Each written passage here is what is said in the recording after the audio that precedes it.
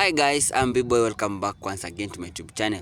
Remember, if it's for the first time you're coming across my video, don't forget to like this video, subscribe and share. And to my returning subscriber, thank you so much for coming back and viewing my clips. Thank you so much for the love and support. Okay guys, in today's clip, I want you to listen to this strong speech from the Prime Minister of Barbados, Mottley, of how it really shocked the Western leaders. And finally, I thank God because Caribbean has got a voice. It has got a voice to speak for the Caribbean people. It has got a voice to speak for African people. Guys, kindly listen to this strong speech from Mottley and then you come back for more discussion. We come to Paris today not to reinforce the divisions of the past, the orders of the past, but we come to Paris to identify the common humanity that we share and the absolute moral imperative to save our planet and to make it livable. We don't need a lot more words today. And quite honestly, I don't know that I have it in me to give more words. As I speak to you, my country, that of St. Vincent and the Grenadines and others in the Caribbean, in the Eastern Caribbean, are under a tropical storm watch for Tropical Storm Beth, literally. Yesterday, I had to decide whether to stay or to go. And I chose to stay because it is important that we move to action. Behind Tropical Storm Beth is another system, and hence, this is our new reality. We have heard this morning from Vanessa, we've heard from the economists, we've heard from the president of Niger, and everyone has spoken truth with feeling, with clarity. And Emmanuel, I've left you for last because privately I call this the How Dare You Summit. How dare you? How dare you upset the order? How dare you step out of your crease and summon us all to this inflection moment that will determine whether we will have the capacity and the will to bring pace and scope to the problem. I can tell you that there has been movement. Yes, 9 months ago, no one was speaking about natural disaster clauses. Now we have people wanting to recognize the wisdom of it because countries do need to pause debt payments if they are going to house and feed people who are victims of a climate crisis. Doesn't quite work as well for those who have to move people who are suffering from drought, as the president of Malawi has had to do. So we need to perfect it. 9 months ago, no one was talking about multilateral development bank reform at scale. And Ajay, the World Bank was not as forceful in its commitment to the crisis of climate as it is now. And we wish you all the best because in your hands lies the need for pace and scope. 9 months ago, we were not prepared to discuss issues of debt. And Kristalina, when no one else was stepping up during the pandemic, yes, you led the way, recognizing that your duty was not only to deal with the symptoms of the balance of payments problems, but to go back to the treaty and its underlying objective of securing growth and macro and financial and economic stability. But what is required of us is not simply to mark a card for progress. As we heard from Vanessa, what is required of us now is absolute transformation and not reform of our institutions. And that transformation is required because while the world knew since the 1890s that we were facing the warming of the climate, we chose not to heed the advice of scientists. And that which could have been done in more than a century is now being reduced to be done in less than a decade. And Secretary General, my heart bleeds for you, because yours has been almost that constant voice in the wilderness. But I say to you that it has not been in vain. As you heard from President Macron this morning, there is now the beginning of the understanding that poverty and climate cannot be separated. That education and climate cannot be separated. And later today we will go into the details of what that action must look like, much of which we have put in the Bridgetown Initiative, not because we believe we have the answers alone, but simply because we had the will to pull people together and say, let us discuss these issues and let us make enough noise consistently to command the attention of those who must speak and who must act. I ask us today not to leave Paris without understanding that the bolstering of the political ambition that is required must secure transformation and not reform. And I ask us to ensure that those of us who are heads of government and heads of state recognize that the world cannot continue in the shadow of an old imperial order that does not see countries, does not feel countries, does not hear countries, and worse, does not see, feel, or hear people. I ask us today to recognize that we cannot come to Paris but let our directors go back to the IMF or the World Bank and it be business as usual. They do not act in their own interests. They act on behalf of our sovereign states. And that is why we speak not only to the need for money, we speak to the need for the reform of the governance systems.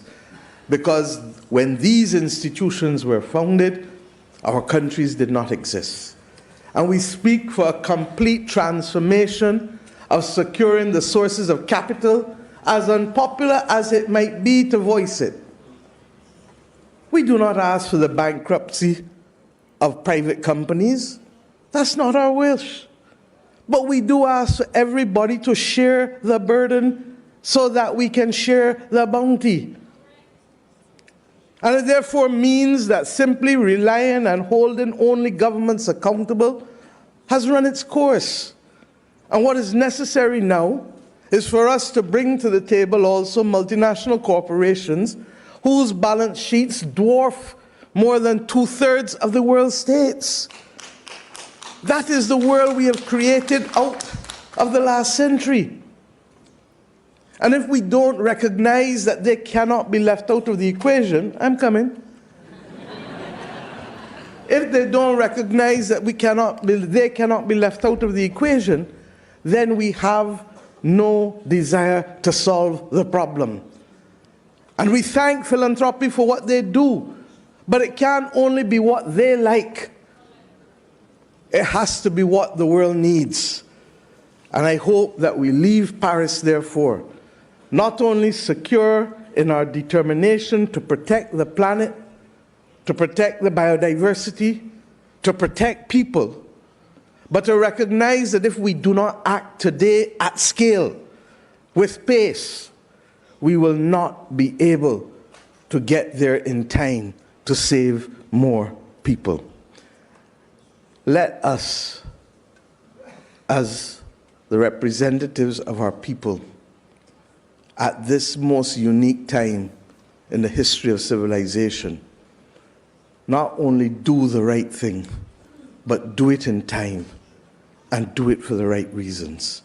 We will have more time in the next day and a half to discuss the details.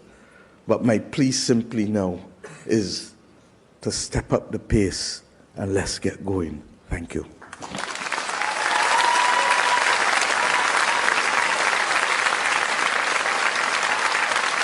Merci beaucoup, Madame la Première Ministre.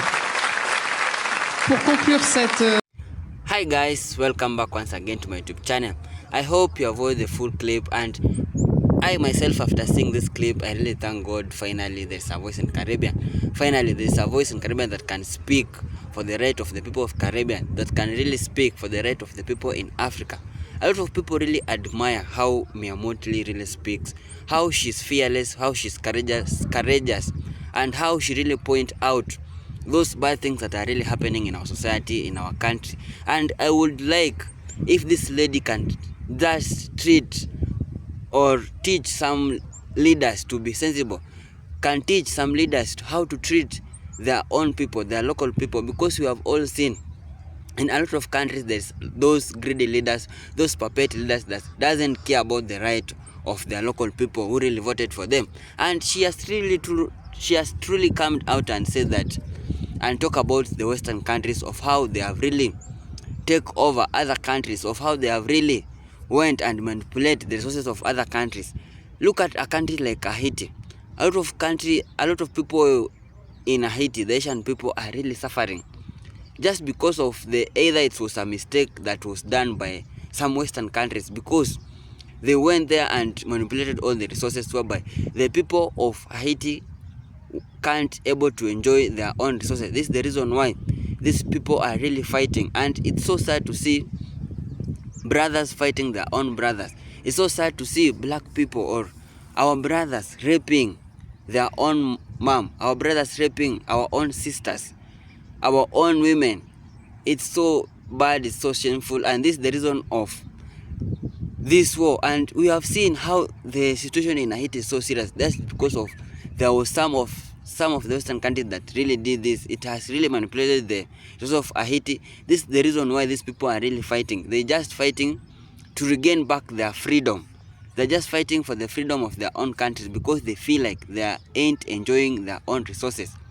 And we have seen how the situation in Haiti is so bad. It's so sad to see these people really out crying out for help daily. It's so sad to see how people are really dying. It's so sad to see how gangs are killing people. It's really high time we all believe, and we all know Haiti is a beautiful country. These people should agree and to return back peace together. We are Africans. We can join our hands together as black people. We help this Asian country to restore back its peace. We have seen how Mottley has come and talk about the Western people to get off African countries, to get off Caribbean countries, because it's really high time for us to stand on our own and stop depending on these Western countries. We can build ourselves on our own. I remember one day there is a great leader who said that this world could not be without either a black man or a black woman. We have really dominated a lot to this world. We have seen how we can be able to do a lot of stuff, and this is the reason why this Mottley has come out and speak a very strong speech. He condemned all those greedy leaders. He condemned all those puppet leaders that they just do a lot of things. They are just too corrupt for their own. They're just too greedy and too corrupt for their own benefit. We have seen how a lot of African countries are really going through a lot. They are really struggling. Look at a country like Nigeria. Who can't imagine a country like Nigeria can struggle a lot? Besides being the greatest or the number one country producing oil all the world, Nigeria is producing a lot of oil. You can't imagine this country is being blessed by a lot of oil, but a lot of people in this country are really struggling. There are a lot of people in this country that are poor, whereby it's just like it's ironically like these leaders don't do their work very well. Because if a country like this, if it has or it's producing large oil production in all the world or in Africa. It means that it should be really developed. The people of this country should not have any problem when it's come to job opportunities, should have any problem when it's come to educational system, or maybe hospital system, or maybe infrastructure. But you have seen how this country are really struggling. Look at a country like Congo. Look at a country like in Africa. Look at a country like Uganda. They have a lot of resources, but they can't benefit from them because they are, maybe you can say, maybe the greedy leaders made decision with other Western countries, whereby the Western countries are really benefiting a lot from these resources. Whereby, imagine you can go and mine some minerals in your own country, but you can't refine them in your own country. You have to export them to other countries so that they can refine them. Then you go and buy them at a very expensive price, your own products in your own country, whereby if they do these things, you will bought or buy this thing at an expensive price. But imagine if you refine them in your own country, you mine them in your own country and refine them in your own country, it will be a little bit cheaper rather than going and buying in outside countries. And these are our own resources that are being manipulated. Mottley has came out and said that this, our own leaders should step out. They should know and understand the right of their own people. The local people should not struggle a lot to get employed. The local people should not struggle a lot maybe to educate their children, because these leaders are just making our life to us to be a lot much harder. And it's really high time our leaders should do the right thing. We really love how President Ibrahim Traore of Burkina Faso, of how he's doing. He removed all colonialist system in his country, and we have all seen how Burkina Faso, it has improved, of how Burkina Faso it has developed. And it's because of how Ibrahim Traore really made his people to trust him. How did he make his people of Burkina Faso to trust him? By doing the right thing, by condemning all corruption people, by doing just the right thing and listening to his people. And this is the reason why he has won the trust of his people. This is the reason why a lot of people in Burkina Faso, they love Ibrahim Traore, because of how he really understands the right of his people. And I would really like a lot of leaders to follow how these leaders are doing, to follow the lane of President Ibrahim Traore, to follow the lane of Mottley. If you have such kind of leaders, we will be far as a Caribbean countries. We will be far away as African countries. Our African leaders and our Caribbean leaders should step out just to understand the right of their own people. We shouldn't be talking corruption now and then, because it will reach a time. We all know corruption is not a new thing. Some people are hearing, but it's becoming too much. We have seen how Haiti people are struggling, how Asian people in Haiti are struggling. These people even don't have food. They are struggling to eat. And a lot of children are dying of hunger because of how there is high gang violence in this country that is leading to no any food in this country. We have seen how small children are dying. We have seen how small children are being raped. It's so sad. It's a sad story to see, but we are really praying to God one day this country should retain back its peace. This gang violence should be stopped, because now and then these gangs are launching new attack, and it's so sad to see our own brothers and sisters crying out for help. Imagine moving out of your own country, just going to other countries to seek for peace. It's so sad to see what's really happening in Haiti, and we really hope this country will regain peace one day, and we should join our hands together as African people to go and help our own Haitian brothers, to go and help our own Haitian sisters, because they are in a very big disaster, of which we know if we join our hands together, we can do it. If we join our hands together and go there, we can do it, and this country can regain its peace. Haiti is a beautiful country, but because of war, a lot of people can't go there and see what is in Haiti. We all believe Haiti is a beautiful country, and it's really high time this war should stop, because we want visitors to go in Haiti to see what's really happening in Haiti. We want to go, the visitor, to see the beautiful things that are really happening in Haiti. It's high time we join our hands together as African brothers and sisters. We stop these corruption things in our own country. We stop these greedy things in our country, and we should support one another. One thing that is killing us as a black people, we don't know how to support one another. We can't join our hands together to support one brother when he's in need. We like maybe laughing at others' problem, but we don't know how to solve them. We should join our hands together, we support our own brothers, and we will be far, far, far, far. We have a very good strength if we join our hands together, and we'll be, let me tell you, we'll be undefeated. So guys, let us just pray for what's really happening in Haiti. We really pray for this war to stop. And if it was for the first time you're coming across my video, don't forget to like this video, subscribe and share. Thank you so much for your time. May God bless you wherever you are. Let me see you in the next clip.